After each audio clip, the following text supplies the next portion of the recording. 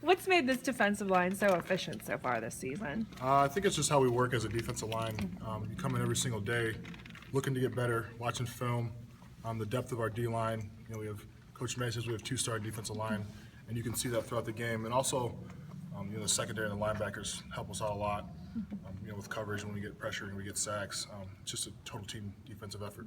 Chris, you had such a huge start, and then week by week it's been somebody else. How do you explain the fact that it's seemingly someone else every week? I think it's great, honestly. I mean, you're not relying on one defensive lineman, not one defensive player, one offensive player.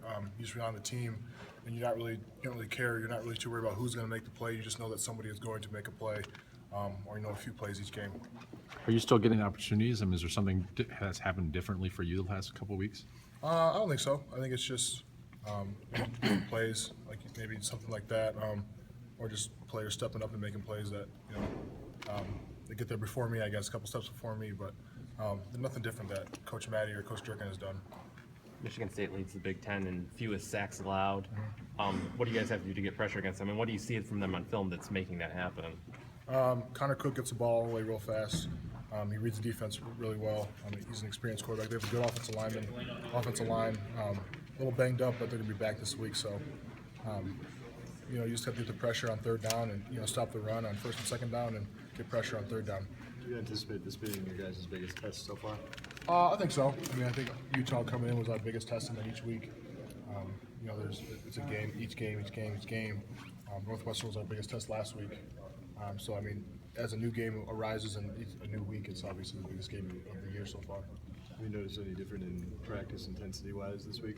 I think the players realize what type of, the caliber of this game, what it means for, going on for, bowl games, Big Ten championship, or rival games. So I think, obviously the intensity is going to be up a little bit, but for the most part, we're just going to business and going to work every day.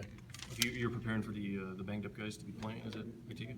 I think so. Yeah. They've been out for a couple of weeks, but they're getting ready. And if I was banged up, me personally, I would do anything I could to come back and play in this game. And even if I was still a little hurt, I would try my hardest just to get back and play in this type of game. Who have you gone against on their line in the past? Or is it a very variety of players? I know Conklin, their left tackle. He's obviously pretty good. The two Allen brothers.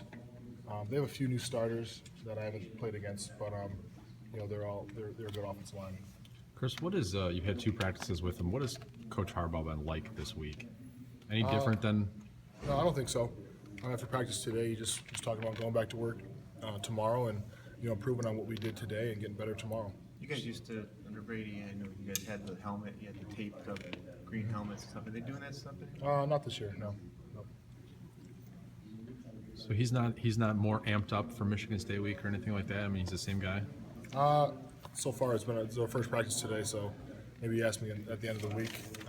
I'll let you know. Yeah. Chris, when people ask